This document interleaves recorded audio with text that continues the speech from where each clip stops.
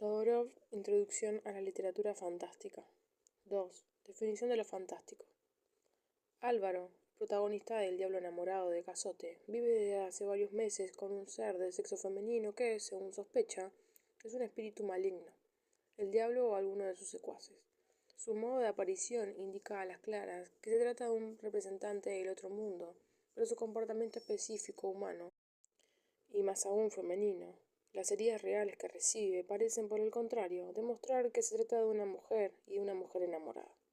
Cuando Álvaro le pregunta de dónde viene, Viondetta contesta: soy una sílfide y una de las más importantes.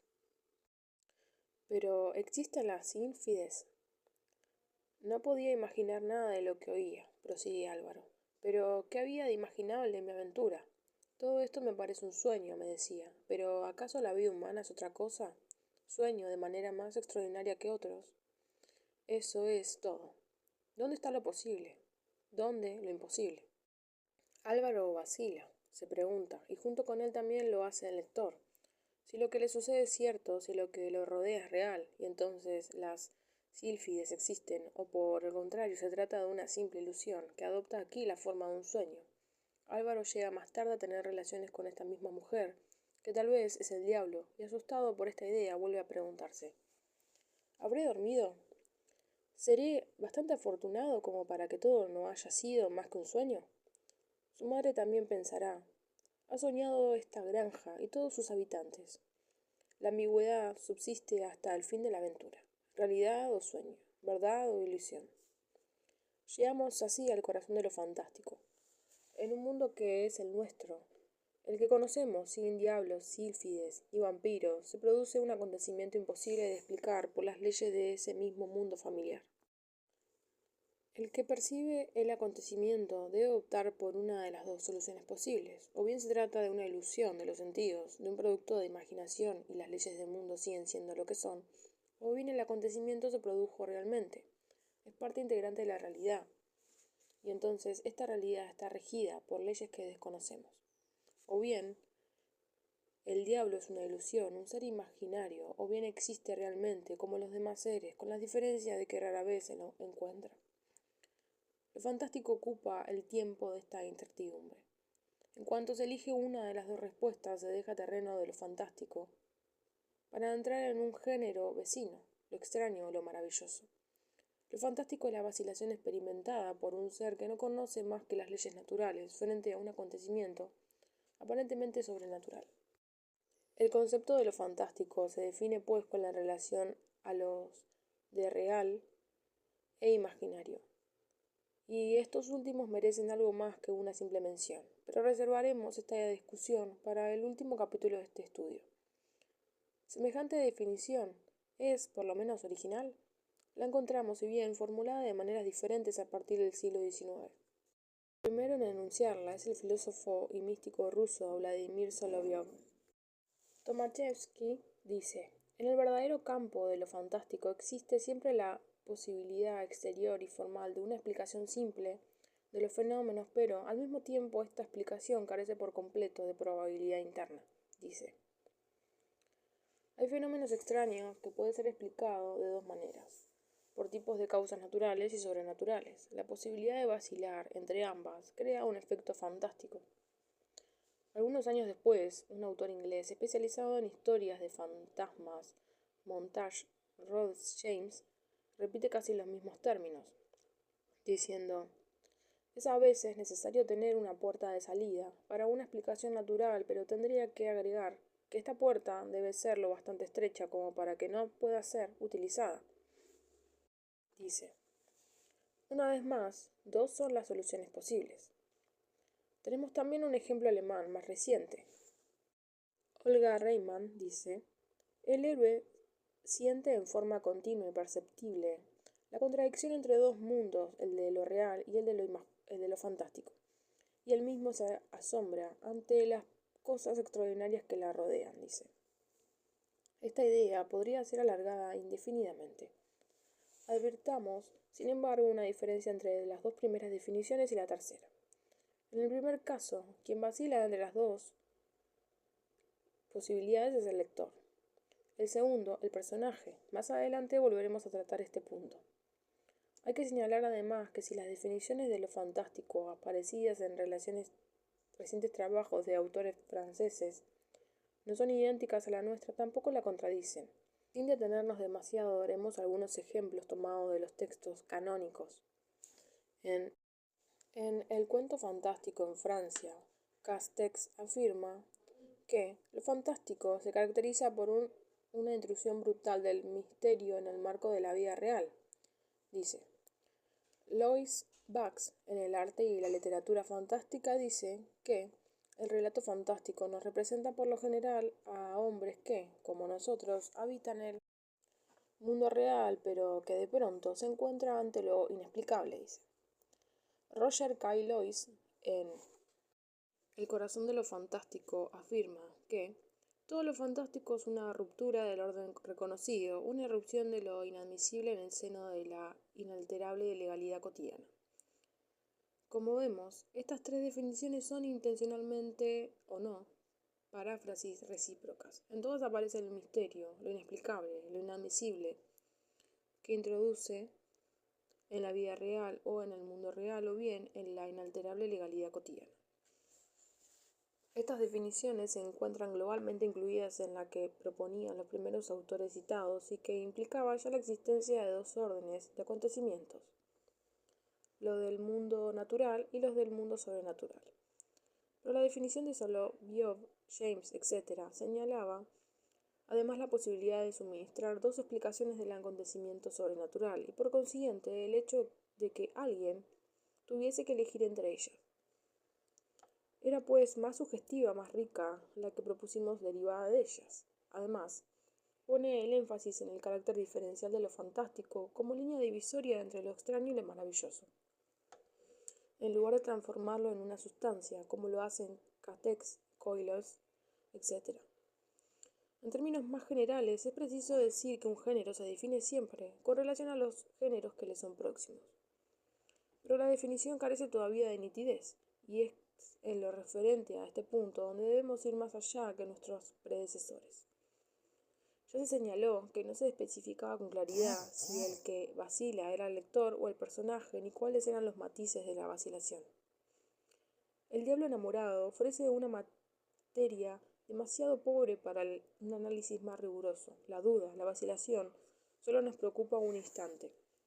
Recurriremos, pues, a otro libro, escrito unos 20 años después, que nos permitirá formular un mayor número de preguntas para saber de qué se trata en un libro que inaugura magistralmente la época del relato fantástico, el manuscrito encontrado en Zaragoza de Jan Potocki. La obra nos relata, en primer lugar, una serie de acontecimientos, ninguno de los cuales, tomado aisladamente, contradice las leyes de la naturaleza, tales como la experiencia nos enseñó a conocerlas. Pero su acumulación ya plantea problemas. Alfonso van Woerden, héroe y narrador del libro, cruza las montañas del Sierra Morena. De pronto, su zagal Mosquito desaparece.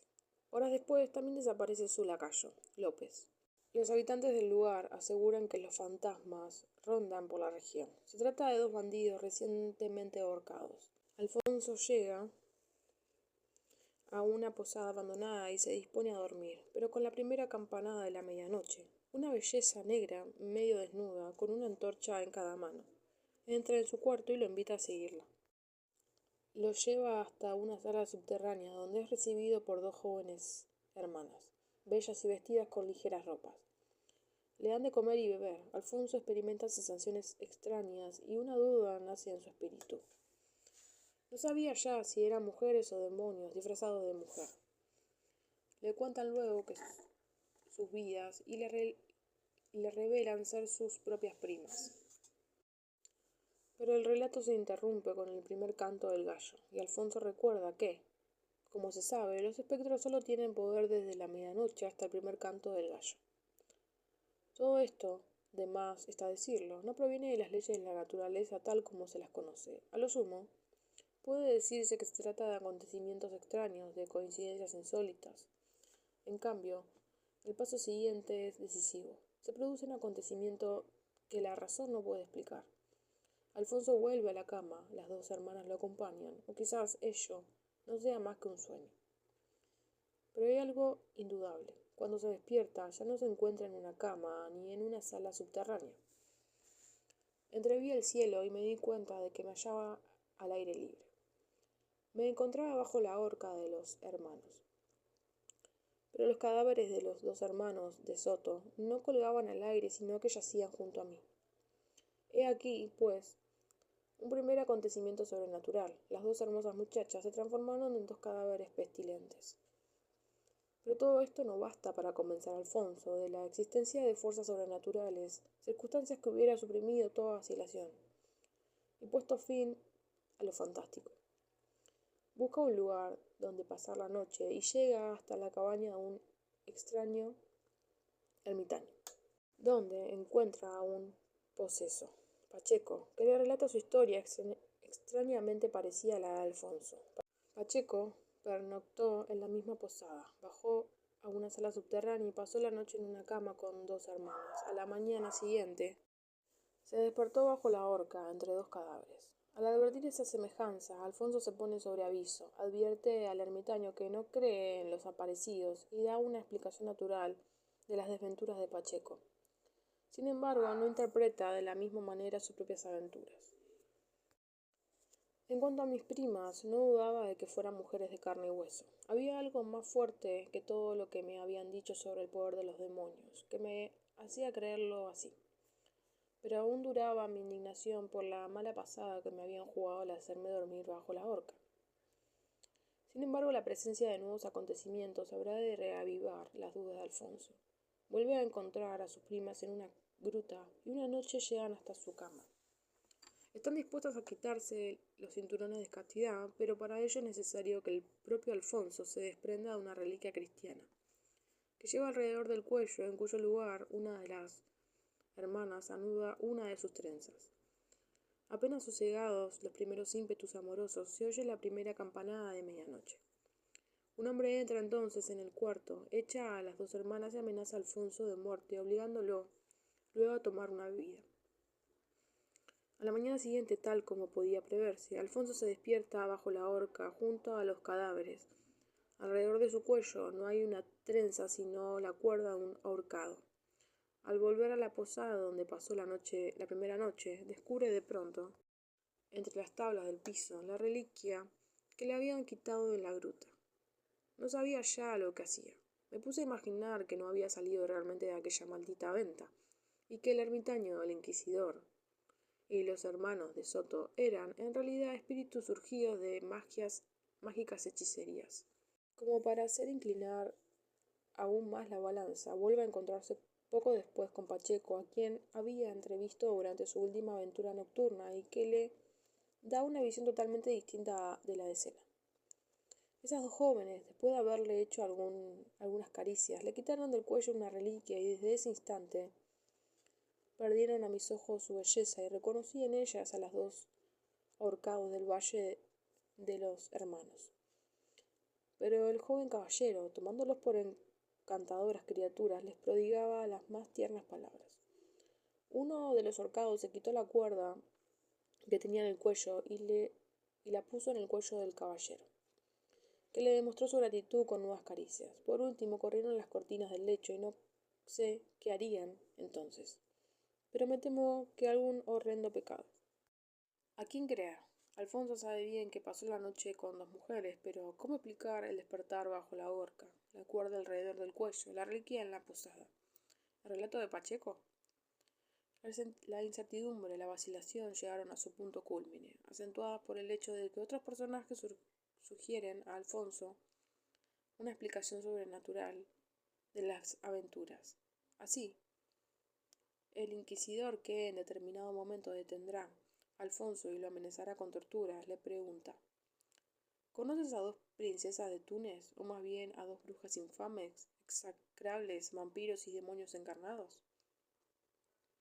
Y más tarde Rebeca, anfitriona de Alfonso, habrá de decirle: sabemos perfectamente que se trata de dos demonios hembras y sus nombres son Émina y Sibeidea. Alfonso queda solo durante algunos días y se siente que una vez más las fuerzas de la razón se adueñan de él. Quiere darlos a los acontecimientos una explicación realista. Recordé entonces algunas palabras pronunciadas por don Manuel de Sá, gobernador de aquella ciudad, que me hicieron pensar que no era enteramente ajeno a la misteriosa existencia de los Gómez. Fue él quien me proporcionó mis dos criados, López y Mosquito, y no había quien me quitara de la cabeza que habían obedecido órdenes del gobernador cuando me abandonaron a la entrada del nefasto Valle de los Hermanos. Mis primas y la misma Rebeca me habían dicho más de una vez que sería sometido a prueba. Quién sabe si en la venta me dieron un brebaje para dormirme. Nada más fácil, entonces, que llevarme dormido hasta la horca fatal. Pacheco podría haber perdido su ojo por un accidente y no a causa de su relación amorosa con los dos ahorcados.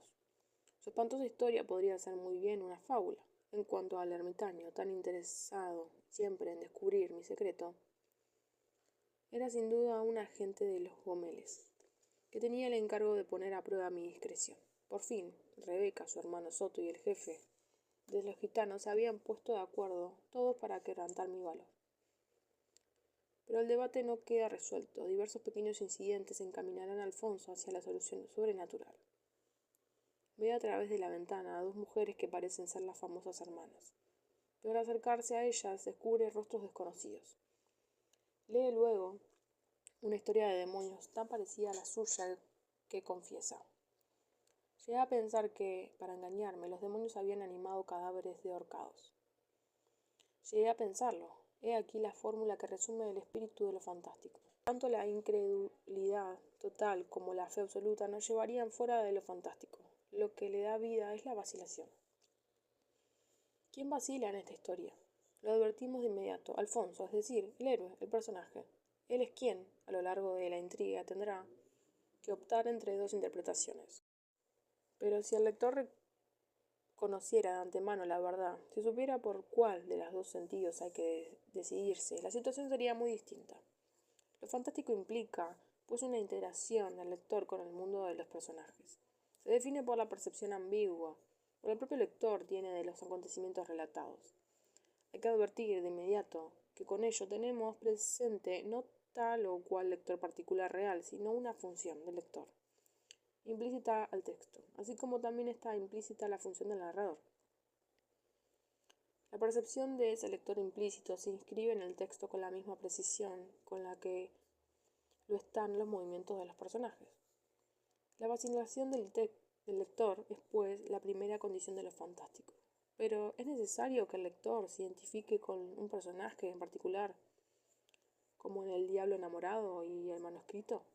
En otras palabras, ¿es necesario que la vacilación esté representada dentro de la obra? La mayoría de los textos que cumplen la primera condición satisfacen también la segunda. Sin embargo, hay excepciones, tal el caso de Vera, de Villiers, de Isle Adam. El lector se pregunta en este caso por la resurrección de la mujer del conde, fenómeno que contradice las leyes de la naturaleza, pero que parece confirmarlo por una serie de indicios secundarios. Ahora bien, ninguno de los personajes comparte esta vacilación, y el conde de Atol, que cree firmemente en la segunda vida de Vera, ni el viejo sirviente Raymond. Por consiguiente, el lector no se identifica con ninguno de los personajes, y la vacilación no está representada en el texto. Diremos entonces que esta regla de la identificación es una condición facultativa de lo fantástico. Este puede existir sin cumplirla, pero la mayoría de las obras fantásticas se someten a ella. Cuando el lector sale del mundo de los personajes y vuelve a su propia práctica, la de un lector, un nuevo peligro amenaza lo fantástico. Este peligro se sitúa en el nivel de la interpretación del texto. Hay relatos que contienen elementos sobrenaturales sin que el lector llegue a interrogarse, nunca sobre su naturaleza, porque bien sabe que no se debe tomarlos al pie de la letra. Si los animales hablan, no tenemos ninguna duda, sabemos que las palabras del texto deben ser tomadas en otro sentido, denominamos alegóricos. La situación inversa se sitúa en el caso de la poesía. Si pretendemos que la poesía sea simplemente representativa, el texto poético podría ser a menudo considerado fantástico. Pero el problema ni siquiera se plantea. Si se dice, por ejemplo, que el yo poético se remonta por los aires, no se trata más que una secuencia verbal, que debe ser tomada como tal, sin tratar de ir más allá de las palabras. Lo fantástico implica, pues, no solo la existencia de un acontecimiento extraño que provoca una vacilación en el lector y el héroe, sino también una manera de leer que por el momento podemos definir en términos negativos. No debe ser ni poética ni alegórica. Si volvemos al manuscrito, vemos que esta exigencia también se cumple. Por una parte, nada nos permite dar de inmediato una interpretación alegórica de los acontecimientos sobrenaturales evocados. Por otra, esos acontecimientos aparecen efectivamente como tales. Debemos representárnoslos y no considerar las palabras que los designan como pura combinación de unidades lingüísticas. En una frase de Roger Caillois podemos señalar una indicación referente a esta propiedad de lo fantástico. Él dice, este tipo de imágenes se sitúa en el centro mismo de lo fantástico, a mitad camino entre lo que ha dado en llamar imágenes infinitas e imágenes trabadas, entre vez. Las primeras buscan por principio la incoherencia y rechazan con terquedad toda significación. La segunda traducen textos precisos en símbolos que, en un diccionario apropiado, permite reconvertir término por término en discursos correspondientes, él dice. Estamos ahora en condiciones de precisar y completar nuestra definición de lo fantástico. Este exige el cumplimiento de 3 condiciones. En primer lugar, es necesario que el texto obligue al lector a considerar el mundo de los personajes como un mundo de personas reales, y a vacilar entre una explicación natural y una explicación sobrenatural de los acontecimientos evocados. Luego está la vacilación, puede ser también sentida por un personaje de tal modo. El papel del lector está así, por así decirlo, confiado a un personaje. Al mismo tiempo, la vacilación está representada, se convierte en uno de los temas de la obra. En el caso de una lectura ingenua, el lector real se identifica con el personaje. Finalmente, es importante que el lector adopte una determinada actitud frente al texto. Deberá rechazar tanto la interpretación alegórica como la interpretación poética. Estas 3 exigencias no tienen el mismo valor. La primera y la tercera constituyen verdaderamente el género. La segunda puede no cumplirse. Sin embargo, la mayoría de los ejemplos cumplen con las 3. ¿Cómo se inscriben estas 3 características en el modelo de la obra? Tal como lo expusimos sumariamente en el capítulo anterior. La primera condición nos remite al aspecto verbal del texto, o con mayor exactitud a lo que se denomina las visiones. Lo fantástico es un caso particular de la visión ambigua. La segunda condición es la más compleja. Por una parte, se relaciona con el aspecto sintáctico, en la medida en que implica la existencia de un tipo formal de unidades que se refiere a la apreciación de los personajes, relativa a los acontecimientos de relato. Estas unidades podrían recibir el nombre de reacciones, por oposición a las acciones que forman habitualmente la trama de la historia. Por otra parte, se refiere también al aspecto semántico, puesto que se trata de un tema representado, el de la percepción y su notación. Por fin, la tercera condición tiene un carácter más general y trasciende la división en aspectos. Se trata de una elección entre varios modos y niveles de lectura. Podemos considerar ahora nuestra definición como suficientemente explícita. Para justificarla plenamente, comparémosla una vez más con algunas otras. Se trata esta vez de definiciones en las cuales se dará a observar no solo elementos que tienen en común con la primera, sino aquellos por los cuales difieren. Desde un punto de vista sistemático, se puede partir de varios sentidos de las palabras fantásticas. Tomemos para empezar el sentido que, aunque rara vez enunciado, se nos ocurre en primer lugar, el del diccionario. En los textos fantásticos, el autor relata acontecimientos que no son susceptibles de producirse en la vida diaria. Si nos atenemos a los conocimientos corrientes de cada época relativos a lo que puede o no puede suceder, así el pequeño Larousse lo define como aquello en el cual intervienen seres sobrenaturales cuanto fantásticos. Es posible en efecto calificarlos de sobrenaturales a los acontecimientos, pero lo sobrenatural es al mismo tiempo una categoría literaria no aquí pertinente. Es imposible concebir un género capaz de agrupar todas las obras en las cuales interviene lo sobrenatural y que, por este motivo, tendría que comprender tanto a Homero como a Shakespeare, a Cervantes como a Goethe. Lo sobrenatural no caracteriza las obras con suficiente precisión. Su extensión es demasiado grande. Otra actitud para situar lo fantástico, mucho más difundida entre los teóricos, consiste en ubicarse desde el punto de vista del lector. No al lector implícito al texto, sino al lector real. Tomamos como representante de esta tendencia a H.P. Lovecraft, autor de relatos fantásticos que consagró una obra teórica a lo sobrenatural en la literatura.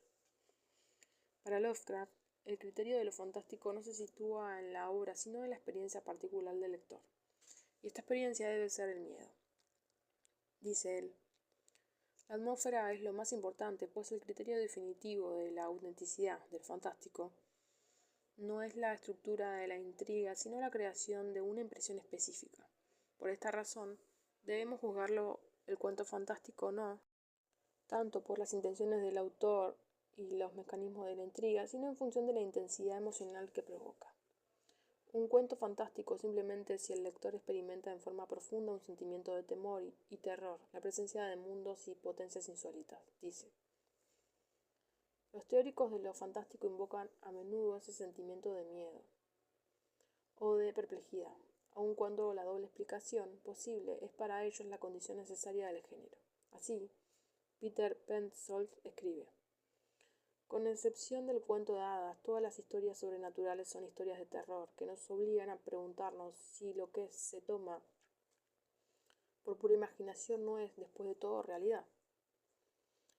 Él dice, Calois, por su parte, propone como piedra de toque de lo fantástico, la impresión de la extrañeza irreductible. Sorprende encontrar, aún hoy, este tipo de juicios en boca de críticos serios. Si estas declaraciones son tomadas textualmente y así la sensación de temor debe encontrarse en el lector, habría que deducir, ¿es este caso el pensamiento de nuestros autores? ¿Que el género de una obra dependa de la sangre fría de su lector? Buscar la sensación de miedo en los personajes tampoco permite definir el género. En primer lugar, el cuento de hadas puede ser historias de terror, tal por ejemplo los cuentos de Perrault, a la inversa de lo que afirma Penfold. Por una parte, hay relatos fantásticos de los cuales está ausente todo sentido de temor. Pensemos en textos tan diferentes como La princesa Bramilla de Hoffmann y Vera de Villiers de Ice Adam. El temor se relaciona a menudo con lo fantástico, pero no es una de sus condiciones necesarias. Por extraño que parezca, también se intentó situar el criterio de lo fantástico en el propio autor del relato. Encontramos ejemplos aquí de este tipo en Calois, quien por cierto no teme las contradicciones. He aquí como Calois hace revivir la imagen romántica del poeta inspirado, diciendo, lo fantástico requiere algo involuntario, súbito, una interrogación inquieta y no menos inquietante, surgida de improviso, de no se sabe qué tinieblas y que su autor se vio obligado a tomar tal como vino. O bien, el género fantástico más persuasivo es aquel que proviene no de una intención deliberada de concertar, sino aquel que parece surgir a pesar del autor mismo de la obra, cuando no sin que eso lo advierta, dice. Los argumentos contra esta intencional fallacy son hoy en día demasiado conocidas como para volver a formularlos. Aún menos atención merece otros intentos de definición que a menudo se aplican a textos que no son en absoluto fantásticos. De esta manera, no es posible definir lo fantástico como opuesto a la reproducción fiel de la realidad, al naturalismo, ni tampoco como lo hace Marcel Schneider en Literatura fantástica en Francia, diciendo, lo fantástico explora el espacio de lo interior. Tiene mucho que ver con la imaginación, la angustia de vivir y la esperanza de la salvación, dice. El manuscrito encontrado en Zaragoza nos dio un ejemplo de vacilación entre lo real y, por así decirlo, lo ilusorio. Nos preguntamos si lo que se veía no era superchería o error de la percepción. En otras palabras, se dudaba de la interpretación que había que dar a acontecimientos susceptibles. Existe otra variedad de lo fantástico en la que la vacilación se sitúa entre lo real y lo imaginario. En primer caso, se dudaba no de que los acontecimientos hubieran sucedido, sino de que nuestra manera de comprenderlos hubiesen sido exacta. En segundo, nos preguntamos si lo que se cree percibir no es, de hecho, producto de la imaginación. Dice un personaje de Achim von Arnim: discierno con dificultad lo que veo con los ojos de la realidad de lo que ve mi imaginación, dice. Este error puede producirse por varias razones que examinaremos más adelante. Demos aquí un ejemplo característico en el que se lo atribuye a la locura, la princesa Bramilla de Hoffmann. Durante el carnaval de Roma, la vida del pobre actor Giglio Fava se ve sacudida por acontecimientos extraños e incomprensibles. Cree haberse convertido en un príncipe enamorado de una princesa y tener aventuras increíbles. Ahora bien, la mayor parte de quienes lo rodean le aseguran que nada de eso sucede, sino que Giglio se volvió loco. Tal lo que pretende Signor Pasquale, diciendo: Signor Giglio, sé lo que le ha sucedido, toda Roma lo sabe. Ha tenido usted que dejar el teatro porque vuestro cerebro se ha perturbado. Hay un momento en que el propio Giglio duda de su conducta. Estaba incluso dispuesto a pensar que Signo Pasquale y Maese Bescapi habían tenido razón al creerle un poco chiflado. De esta manera, Giglio y el lector implícito quedan en la duda, ignorando si lo que lo rodea es o no producto de su imaginación. A este procedimiento simple y muy frecuente puede oponerse otro que parece ser mucho menos habitual y en el que la locura puede ser utilizada, pero de manera diferente para crear la ambigüedad necesaria. Pensamos en la Aurelia de Nerval. Como se sabe, este libro relata las visiones de un personaje durante un periodo de locura. El relato está en primera persona, pero el yo abarca aparentemente dos personas distintas. La del personaje que percibe mundos desconocidos, vive en el pasado, y la del narrador que transcribe las impresiones del primero y vive en el presente. A primera vista, lo fantástico no existe ni para el personaje que no considera sus visiones como producto de la locura, sino más bien de una imagen más lúcida del mundo. Se ubica entonces en lo maravilloso, ni para el narrador, que sabe que proviene de la locura o del sueño y no de la realidad. Desde su punto de vista, el relato se relaciona simplemente con lo extraño, pero el texto no funciona así. Nerval recrea la ambigüedad en otro nivel, precisamente allí donde no se la esperaba, y Aurelia resulta así una historia fantástica. En primer lugar, el personaje no está del todo decidido en cuanto a la interpretación de los hechos. También él cree a veces en su locura, pero nunca llega a la certidumbre. Comprendí, al verme entre los alienados, que hasta entonces todo no había sido para mí más que ilusiones. Sin embargo, las promesas que atribuía a la diosa Isis me parecían realizarse por una serie de pruebas que estaba destinado a sufrir. Al mismo tiempo, el narrador no está seguro de que todo lo que el personaje ha vivido dependa de la ilusión. Insistí incluso sobre la verdad de ciertos hechos relatados. Interrogué a los vecinos, nadie había oído nada. Y sin embargo, aún estoy seguro de que el grito era real y que el aire del mundo de los vivos había sido entremecido por él. La ambigüedad depende también del empleo de dos procedimientos de escritura que penetran el texto. Por lo general, Nerval los utiliza simultáneamente. Se trata del imperfecto y de la modalización. Esta última consiste en la utilización de ciertas locuciones introductorias que, sin cambiar el sentido de la frase, modifican la relación entre el sujeto de la enunciación y el enunciado. Por ejemplo, hay dos frases: afuera llueve y tal vez llueve afuera. Se refiere al mismo hecho, pero la segunda indica además la incertidumbre de que se encuentra el sujeto hablante en lo relativo a la verdad de la frase enunciada.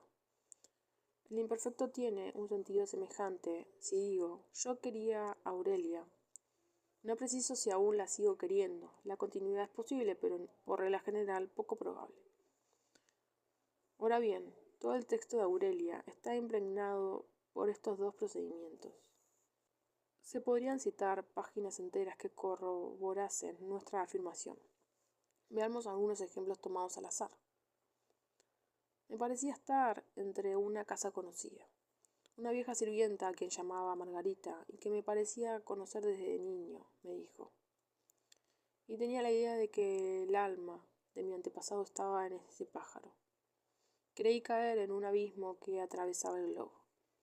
Me sentía llevado sin sufrimiento por una corriente de metal fundido. Tuve la sensación de que esas corrientes estaban compuestas por almas vivas, en estado molecular. Resultaba claro para mí que los antepasados tomasen la forma de ciertos animales para visitarlos sobre la tierra. Si estas locuciones no existieran, estaríamos dentro del mundo de lo maravilloso, sin ninguna referencia a la realidad cotidiana, habitual. Gracias a ellas nos hallamos ahora en ambos mundos a la vez.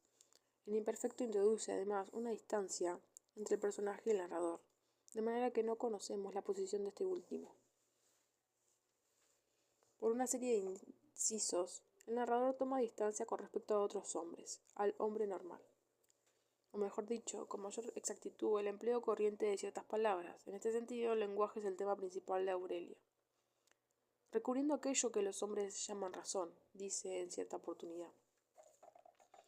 Y en otra, pero parece que se trataba de una ilusión de mi vista.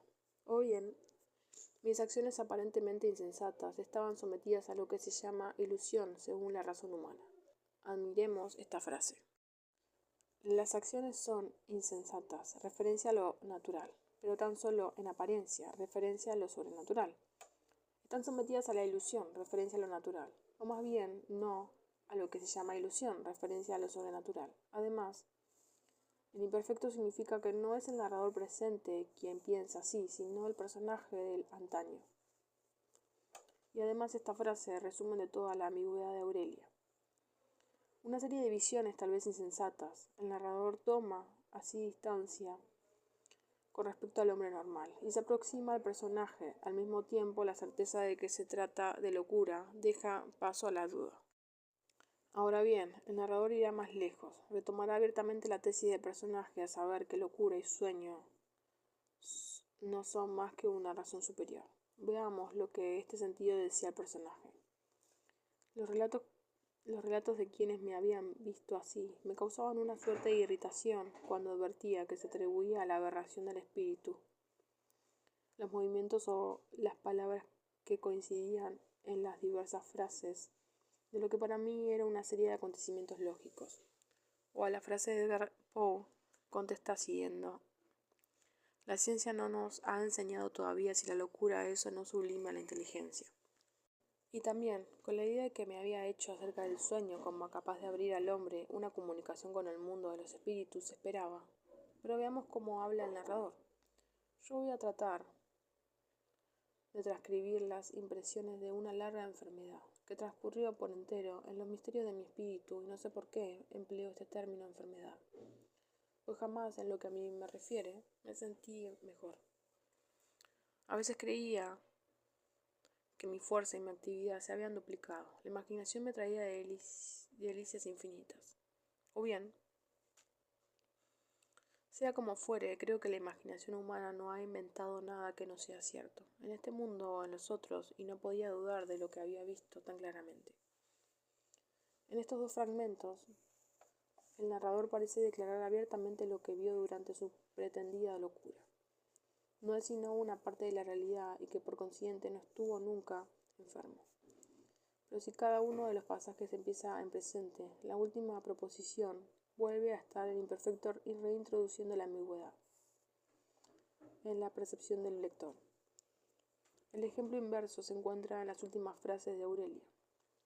Podría juzgar de manera más sana el mundo de ilusiones en el que había vivido durante cierto tiempo.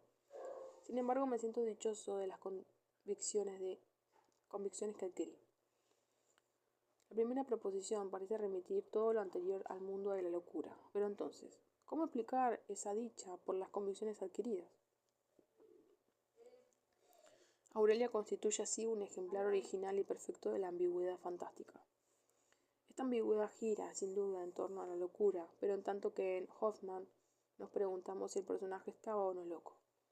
Aquí sabemos de antemano que su comportamiento se llama locura. Lo que se trata de saber, y es aquí hacia dónde apunta la vacilación. Es decir, la locura no es, de hecho, una razón superior. En el caso anterior, la vacilación se refería a la percepción en que acabamos de estudiar. Concierne al lenguaje. Con Hoffman se vacila acerca del nombre que ha de darse a ciertos acontecimientos. Con Nerval, la vacilación se ubica dentro del nombre, es decir, en su sentido.